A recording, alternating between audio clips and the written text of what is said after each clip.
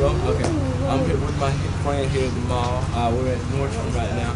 But I just wanted to ask you a personal question. Have you ever been hurt in a church by someone in the church?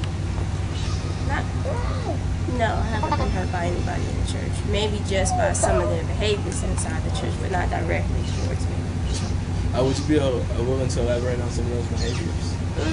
Just not being Christian-like in their daily lives, but when they come to church, they pretend to be Christian. So to me, that's just like almost like an oxymoron. So it's hurting because it changes your opinions about what Christians are supposed to be.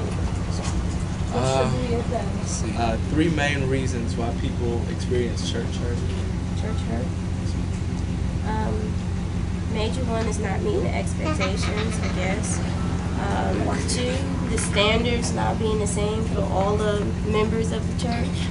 And the third one, I'm going to be reaching, I don't know. I can't think of the third. Well, thank you very much. God bless. We apologize for doing people wrong. You know, sometimes an apology is in order. Because even we as Christians can sin against other people. You know, a lot of people feel like they through with Christianity. They feel like there's a lot of hypocrites in the church. They feel judged. But anyway, we've misrepresented Christ. We just want to apologize. Perhaps through this rap song, many come to see ones who wouldn't even bother accepting our apology. Christianity's past ain't been perfect, not always pleasant. Perhaps in the church, some being hurt. We're outside of Lifeway.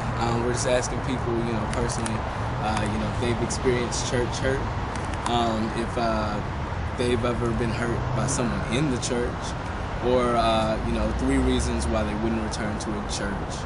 But those are really the main questions we're asking, amongst other questions. But just stay tuned. I hope you enjoy this video.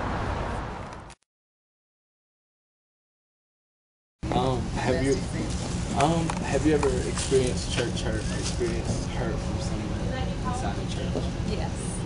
We had a Sunday school teacher who professed to love the Lord and came to work for my company and stole hundreds of thousands of dollars from me and my company,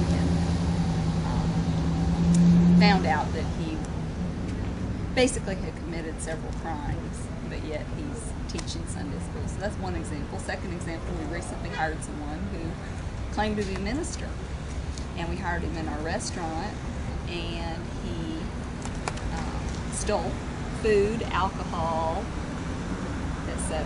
And didn't show up to work. Didn't show up to work. Didn't have good work ethic. We hired several people from our church to work in our restaurant, and the ones that went to our church had horrible work ethic, and the ones that did not go to church actually had better work ethic, so they weren't reflecting the love of God. So those would be. And it hurts when somebody claims to be a Christian and they're doing very un-Christ-like things. Right. We all fail, and believe me, we all fail.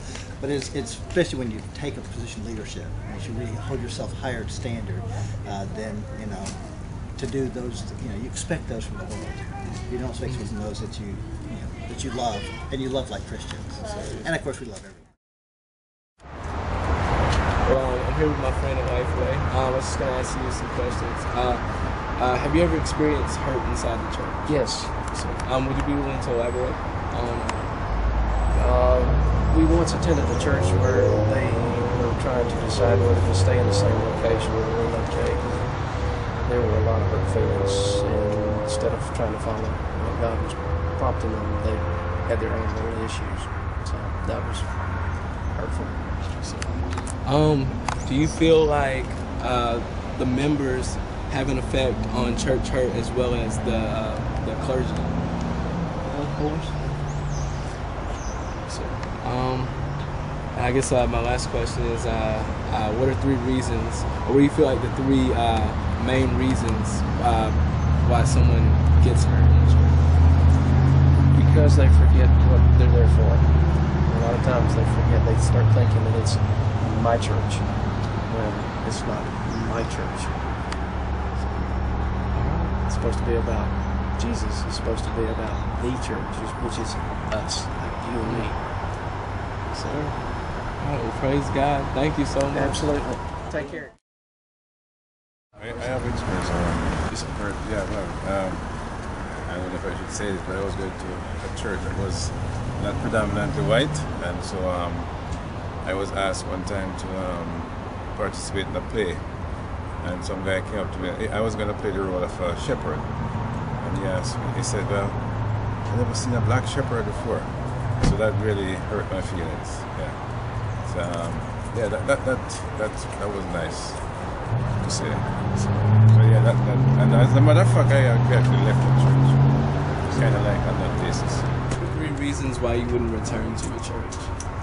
I guess actually got me thinking about getting hurt in the church. I guess that if people were offensive, if they were, a church should be a place for everybody. If they were, I think God has the church not just the people that go there regularly, but for all the people, people that aren't there.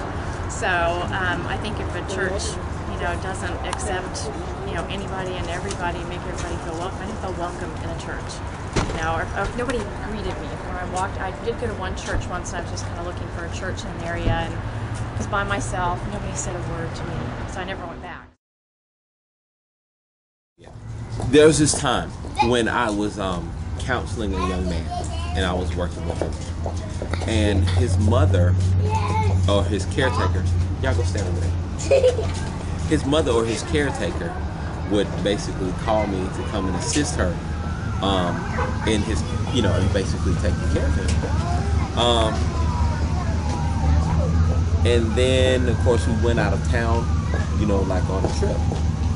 And because I spent a lot of time with the young man, of course, always, he followed where I went, basically went wherever I went, blah, blah, blah. And she went back and basically told the pastor that we were having a relationship, which was not the case. And we addressed it. I was hurt by that, but I guess that's just a part of the process. Luckily, I was able to confront the issue, and deal with it head on, and fight whatever I was accused with. But, it's all good. It's all water under the bridge. We managed. Share with my church, and I'll share this. There's so many people, I've seen it happen. Grown folk stuff. The devil good at using grown folk stuff to mess up the innocence of children. Children get involved in the youth ministry in the children's church. They finally connecting with other young people, and now grown folk falling out. And then when grown folk fall out, then you go grab all your children and say, we ain't going back there no more. And they look at you like, mama, why we ain't? Don't ask no question. We just ain't going back. Your children finally got in church because of your grown folk issue. Now your children will hate the church because of something you couldn't work out. Ever experienced hurt by someone inside the church? Yes. Yes. Since there are a lot of you, I guess there's many examples. Would you be willing to give examples of what happened to you? Elaborate on what happened. Our youth pastor that stood up told us we couldn't have a Bible study together, and so that was kind of like, yeah.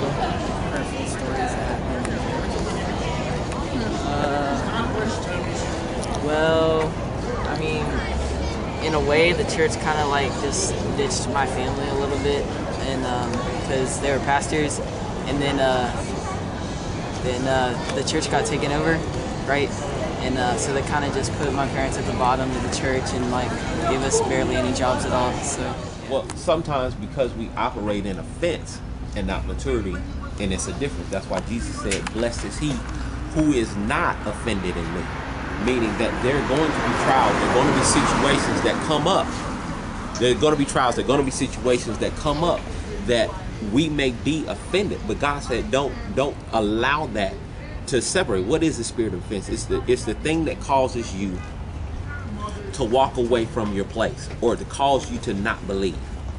What he said, blessed is the man that walketh not in the counsel of the ungodly, nor standeth in the way of sinners, nor sitteth in the seat of the scornful, but his delight is in the law of the Lord, and in his law does he meditate both day and night. He shall be like a tree planted.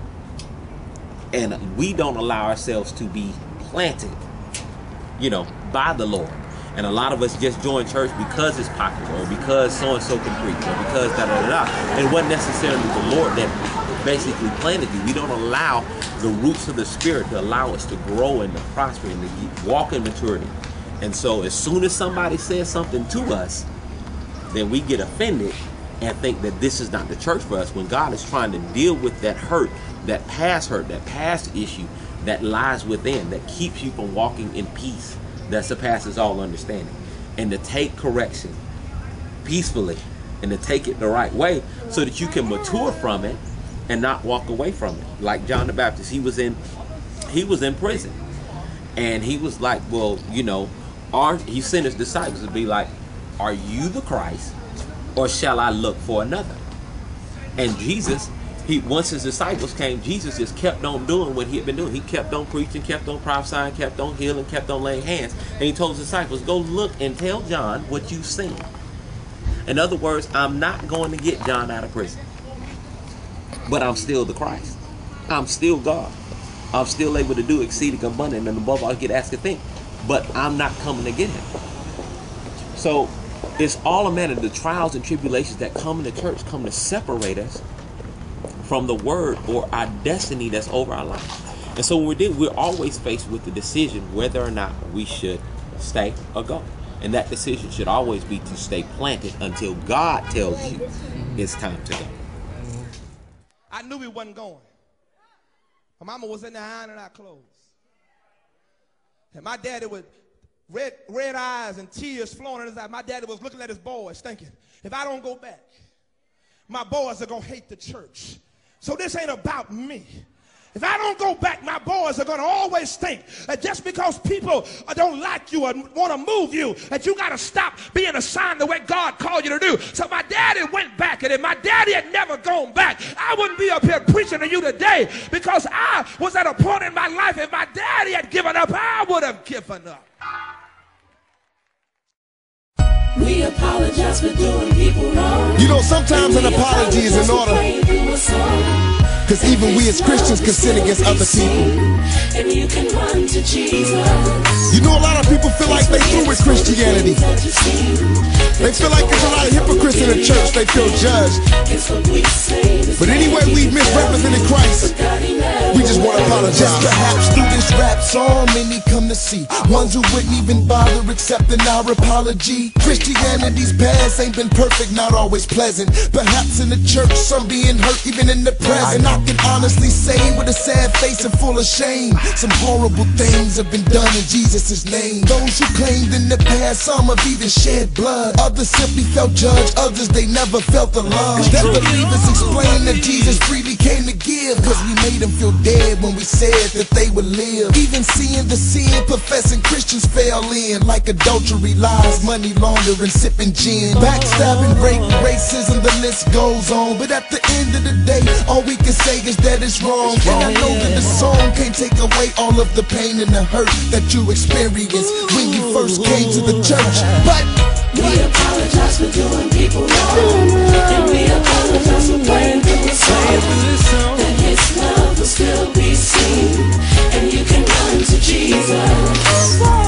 Please forgive us for the things that you've seen that took away from the beauty of the King. It's what we say, this man, he can fail you, but God, he never will. please allow me to say some give the faith a bad name. An encounter with Christ consequently should bring change. Jesus said it like this: you can tell a tree by its fruit. If I plant an apple seed and the seed takes root and it dies in the ground, then apples are produced. I ain't trying to be deep, I'm just trying to speak the truth. So perhaps in your case you encounter one of the fakes who didn't display none of the fruit of Jesus' grace, and it shattered your world and everything was destroyed. You left Christianity and were spiritually unemployed. You were working for the Lord, your experience killed your joy. So now you ignore any mentioning of the Lord. Don't give up, man. I assure you there were many who are real, who resemble the King and sympathize with what you feel, who will walk with you life on life till God heals. That's if you're sincere. I guarantee that He will for real. We apologize for doing people wrong, and we apologize for playing through the song. That His love will still be seen, and you can run to Jesus. Please forgive us for the things that you've seen that took away from the beauty of the King. It's what we say, this man, he can tell you,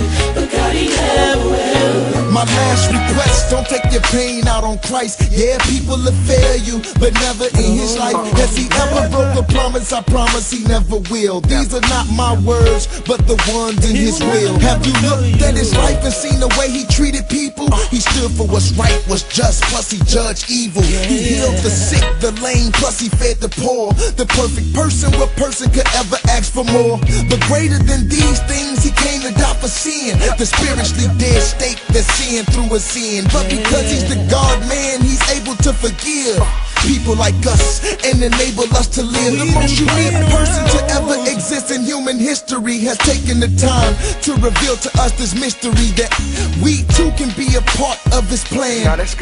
Cause he loves us. Just put your heart in his hands, you can. We apologize for doing people wrong. And we apologize for praying through your song.